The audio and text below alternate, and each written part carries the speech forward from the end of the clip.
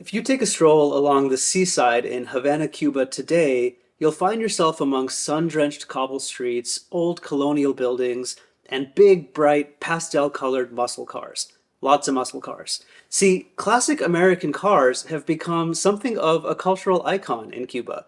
And in 2016, when President Obama relaxed travel restrictions to Cuba for American tourists, the Cuban classic car industry began to boom as the locals catered to tourists who were eager to take a cruise in flashy Cuban style. Today, the going rate for a tourist to go for a ride in a classic car in Havana is $30 an hour, which is about the same as what a Cuban doctor would make in a month. That kind of cash has led Cubans to search the island for old cars to fix up. But how did those cars get there in the first place? And why did American muscle cars become such a cultural icon when the Cuba and US relationship hasn't exactly been on the best of terms? Join me as we paint a scene from Cuba's past and go for a ride along those beautiful streets of Havana.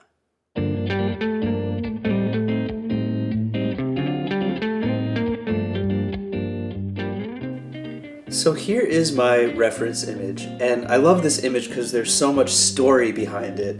You can see these kids who have found this tire and they're putting it on this old car, trying to fix it up. I also love that hazy atmosphere. So just to start, I'm mixing up some yellow ochre, some ultramarine blue, and some quinacridone rose. Honestly, you can use whatever colors you want if you're painting along. The main thing is just to aim for this sort of atmosphere, and that's what I'm doing here. I'm laying down my first wash, and this wash is really light. It's all about the haze and the vibe. I just want to give that impression of that soft kind of glowing light. You can see I've put some red around the skin tones of the people on the right. Further back in the distance, I've added a little bit of blue to give the impression of depth.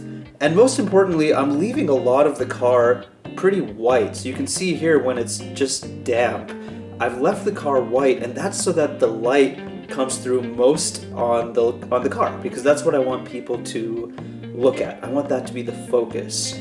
And so this is where I'm going to leave it to dry. And with that, let's get back to the history.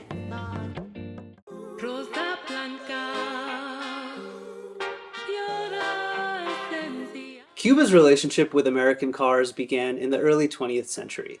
Around then, Cuba was one of the wealthiest countries in Latin America. By the 1920s, the Ford Model T was ubiquitous on Cuba's streets and was referred to as fotingo, which is slang for a clunker. And even today, Cubans use the term fotingo to describe a rusty, beaten-up old car. So in the 1950s, Cuba imported more American cars per capita than any other country in the world. By 1956, there were more than 140,000 cars in Cuba, with 90,000 on the streets of Havana alone. As was the case in much of the world around this time, cars were a symbol of wealth and status.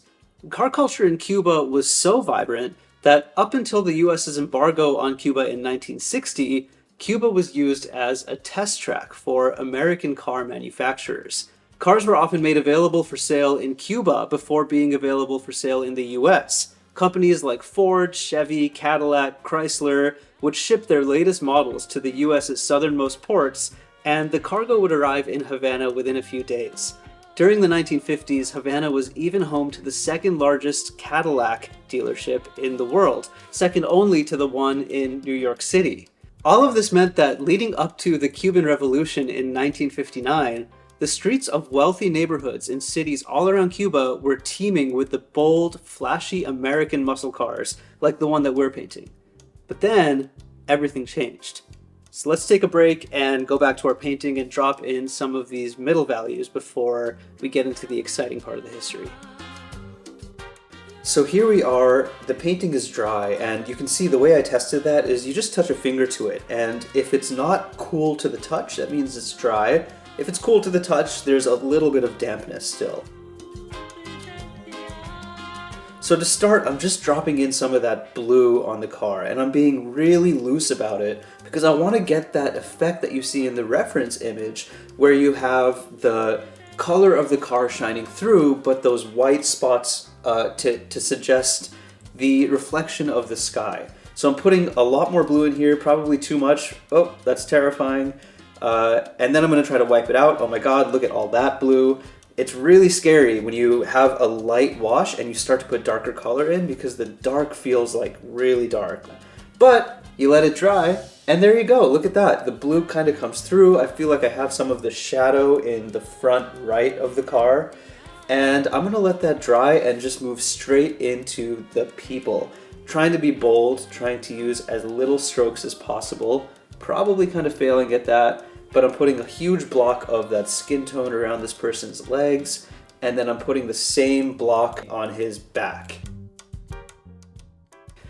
And I'm going to jump ahead here. You can start to see I'm just sticking with those mid values. You start to see some shape come through. And that's where I'm going to try to drop in some color for the tire. So you can see me chipping away at the tire here. This is a pretty good first layer for the tire, but I think there's more that I could do there, and I'll probably come back to it. Before I wrap up these middle values, I'm just jumping over to the side with the people who are a little more in the distance. You can see using a blue shade to suggest that that woman is a little further back. And there we go. Always terrifying dropping in the middle values because you have no anchor with the darks. But let's jump back to the history and let this dry.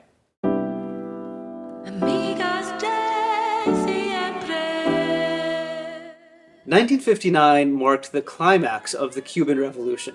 Fidel Castro's rise to power marked the overthrow of the US-backed Cuban dictator Fulgencio Batista. While Batista's regime was deeply unpopular among Cubans due to its corruption and its ties to American interests, it had fostered a close economic relationship between Cuba and the United States. American companies owned large chunks of land in Cuba, and they controlled key industries like sugar production, the automotive industry, and they heavily influenced Cuban politics. When Castro took control, his revolutionary government initiated sweeping reforms aimed at redistributing wealth and reducing that foreign influence. This included nationalizing industries, seizing assets owned by American corporations, and redistributing land that was owned by American companies to Cuban farmers. So these actions, along with Castro's growing alignment with the Soviet Union during the Cold War, alarmed the US government, which saw Cuba as a communist foothold just 90 miles from its shore. So how did the US respond to this threat? Well, they did what they so often do. They imposed a trade embargo in 1960. And this embargo cut off the export of American goods to Cuba, most notably American cars and automotive parts. But Cubans needed their cars as a means of transportation. At the end of the day, these cars weren't just works of art, they were functional vehicles that took people to work, to the grocery store, to pick up their kids from school.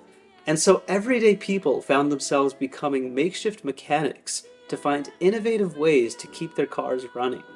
The embargo also included a ban on American car parts, so Cubans were forced to make repairs and restorations using makeshift parts from Russian and Chinese vehicles like Ladas, Volgas, and Geelys that were still readily available on the island. Cubans became masters of improvisation. The mechanics in Cuba were the MacGyvers of the car world. You need a new carburetor, make one out of scrap metal. Is your engine dead? Swap it out for a Soviet diesel. There are even mentions of cars that ran on boat engines. And then there's the paint. So many of these cars weren't always the bright pink or the turquoise that we're painting.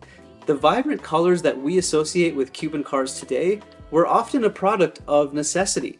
When proper automotive paint wasn't available, people used whatever they could find, even house paint. So that's why you see such a dazzling variety of colors on these classic cars in Cuba even today.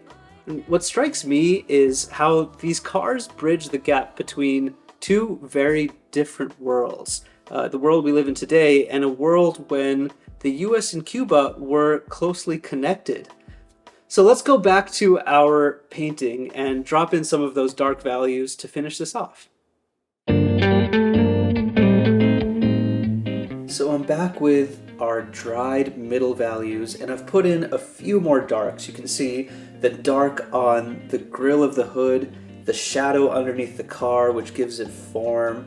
a little bit of shadow on the bumper, trying to hint that reflection. And now I'm just doing what I call the fun part, which is the tiny details. Suggestions of bars on the window, a little bit of a hint of reflection on the car's mirror. And this is a fun step because you get to kind of work with a finished painting. There's not a lot of mental math to do to figure out what goes where. You're just deciding what would give this painting a little more life and a little more feeling. So you can see just a hint of red on the insignia of that car, I think gives that car a little bit more of a pop. A little more structure to the buildings in the back will help. And really important is to not overdo the details. So I'm going to drop it off there. I'm fairly happy with this. Maybe I'll come back for more, but for now, let's let it dry and go to the history.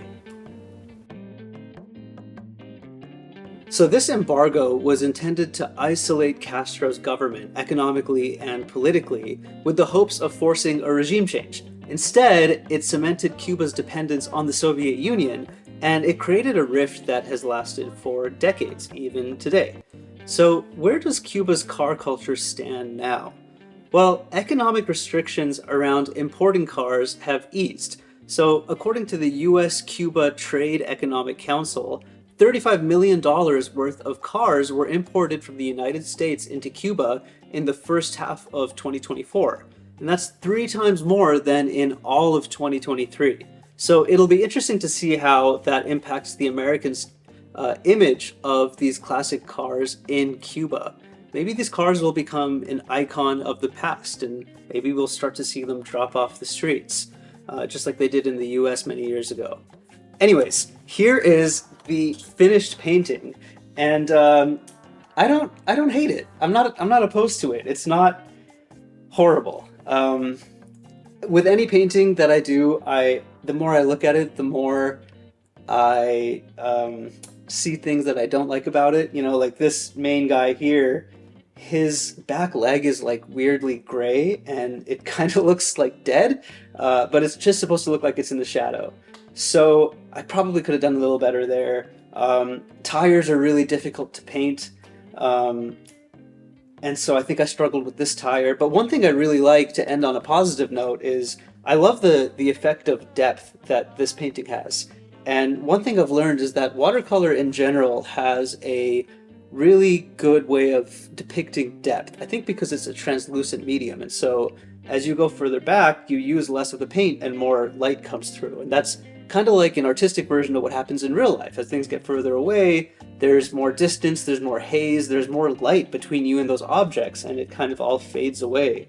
And so in this painting, I love how in the background you have these really faded buildings, and as it comes closer, you get more definition, you get more structure, you get more color, and I think I did a good job of that. I'm continuing to learn. I'm leaving their faces the way they are.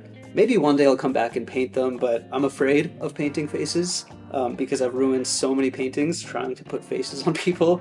If one of you knows how to paint faces, can you please tell me, because I am going crazy trying to do it and I just want to give up. But that's art and that's fun, and this was fun. I hope you enjoyed. I hope you painted along, and if you did, please do show me what you painted.